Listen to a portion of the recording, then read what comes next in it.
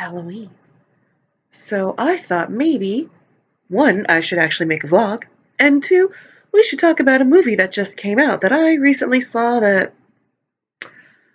I wanted to like, but as you know, not every movie out there is a winner, and unfortunately it's top of the box office right now. At least I think it is.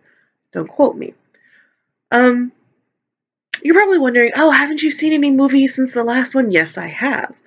I have seen a couple of movies, but I've also decided that, I can't review every single movie that I see because I'm going to burn myself out, and I kind of don't want to do that again. So I've decided some movies I'm just going to go see for me. So I went and saw Downton Abbey, and oh my god, it was amazing, gorgeous, well written, well shot, well acted, just everything about it I loved. Can't stress that enough. I haven't even finished the series, and I'm like, that made me want to go back and finish the series.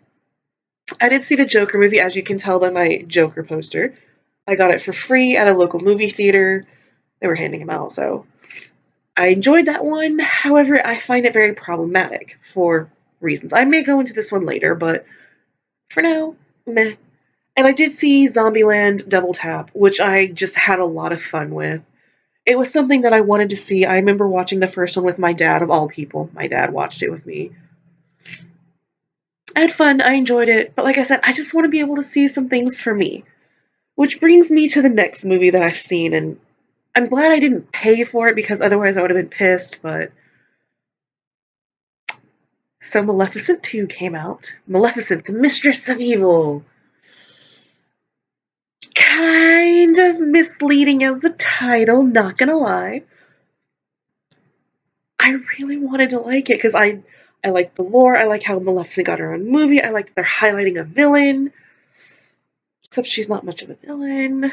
Sorry, if you love Maleficent, more power to you. I wasn't a huge fan of the first movie. It was just okay in my books. It didn't really stand out to me. To the point where I was watching it with my buddy Fry, and at some point we both looked at each other. Do you remember what even happened in the first movie? No. So it's like, okay, we can't remember what happened. And then, oh, by the way, sorry if I'm sniffing and coughing, I'm a little sick. The weather here has been crazy. It was like in the 80s last week, and now it's in like the 40s. So, yeah, it sucks. Also, pardon any weird noises. I do have Discord going in the background. There's apparently something going on outside. Go figure, right as I decided to start recording this, they started doing shit outside. And if you hear any snoring, I have a dog over here. He's fast asleep. He's a grumpy old man, but I love him. Yeah, he's knocked out. Which I don't know why he's so tired. He stays home and sleeps all day. I mean, he's a freeloader. I worked 9 hours. He slept, so. But again, he's my little freeloader and I love him. And also, I do want to point out, I love my hair like this. I really do. But it's a pain in the ass to straighten. This right here is about 2.5, 3 hours of flat ironing. You're not going to see my hair straight that often, but I am loving the makeup because, again, it's Halloween. I'm a glittery goth queen, even though you can't really see the glitter. I mean, I love the eyeshadow. This is 4 different eyeshadows layered on top of each other. I was going to do highlighter, but I don't care anymore enough to do highlighter. And then I've got a nice plum lipstick that I just doused with a glitter gloss, so my lips are nice and sticky, which nobody needs to know that. But I'm also loving, I never get a chance to wear this. It's black lace, which I wasn't going to wear this. I was going to wear something else, but then something was said about black lace last night, and I was like, ooh, I'm gonna go for the black lace. If you were there and you know it was said, don't say anything. Point is, also kind of fits the mood of Maleficent, black lace and the black lipstick and, the goth feel. Maleficent 2 kind of feels like a retelling of the first Maleficent because I am going to get a little spoilery with this one because I wasn't impressed and I don't think you should waste your money on it. It's basically, oh, someone gets a sleeping curse, we have to figure out how to break the curse, da da da da da. And I'm just like, okay, we've seen this before. Give me something new. You really don't get anything new. I mean, okay, you do. because we do get the introduction of the other dark fairies, which apparently there's more than just the one, which they were kind of really going on this whole she's the last dark fairy, she's the only dark fairy. No, it turns out there's a couple dozen of them hiding out in the ocean in a nest because that's where fairies go. And I was kind of excited when I saw the credits because I was like, oh my gosh, Warwick Davis is in this. Warwick Davis was in Harry Potter. He was in, oh god, Willow, I believe. Don't quote me. I want to say Willow. He's been around for a while. He's a very great actor. So I was like, oh, that's even more exciting. Warwick Davis is in this. And then I got even more excited because I saw Miyavi was in this. If you don't know who Miyavi is, you're missing out. So I was like, oh my god, Miyavi, how's he gonna... He's barely in there, guys. He's like a whisper in the background. Like, it's literally like, blink and you'll miss him. Which, by the way, I kind of did like how they set it up of, oh, we have like the jungle dark fairies, and we have the desert dark fairies, and we have the tundra dark fairies who are from like the frozen area.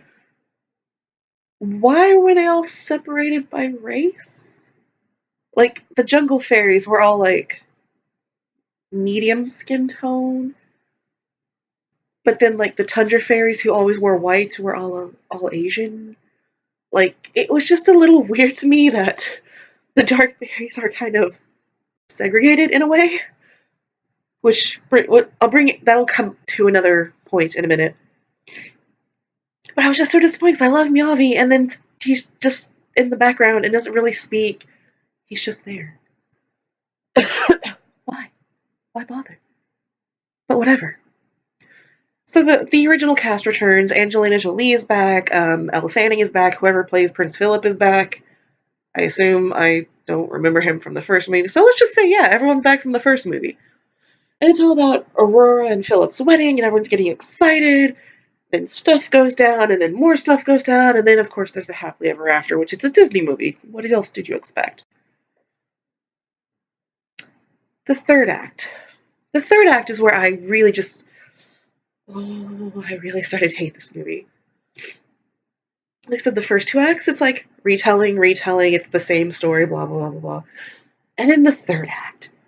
It's a not so subtle message about tolerance. And I'm not saying like, oh, they mention it or it's kind of a concept. No, they literally like punch you in the face with it with a brick. Because like there's the dark fairies, and the dark fairies hate the humans because the humans apparently are killing the dark fairies, and then like the humans hate the dark fairies because reasons? Your guess is as good as mine. And then there's like an epic battle, and Maleficent shows up and like saves the day, and the fighting ends, and everyone's like, we need to be more tolerant of each other, and we need to learn to respect each other. I get it. Tolerance is a good thing. We need to be able to, coexist. But do you have to be so blatant in your message? Like I said, it's a punch in the face with tolerance. Tolerance! Which, maybe that was a little overdramatic, but you know what I mean. And one thing that bothers me, and it's not just this movie, it's other movies that I've seen, it's like, say you have two opposing forces, like good versus evil. And then, like, obviously there's like a star-crossed lover or something, and let's say like a good person falls in love with an evil person, and they fall in love and come together, and then all of a sudden everyone just forgets whatever grievances they had with the other side and just like band together and everyone lives happily ever after. That doesn't happen. Give me one example where that happens, where everyone just, oh, everything's great, everything's fine, we're all friends now. No. Those prejudices are still there. You're just kind of glossing over the fact that, I don't know, like, it doesn't make sense. Maybe it's just me, maybe it's me being nitpicky. I'm still angry that they never explained how the Rainbow Bridge was rebuilt in Thor. I want the explanation. Because it's like, Thor, it was destroyed, Avengers, it was dark magic, then Dark World, it's back. Okay, but how and when and why? And I have so many questions. Which I have so many more questions from Maleficent, because it doesn't really explain anything more about her. It doesn't really give us any more story about Aurora. It doesn't really give us anything new or extra remotely interesting, really. Like, some of the visuals were good, I'll admit that. The story had moments where it kind of got to me, and I was like, oh, this is kind of good. But as a whole, I'm sorry, no.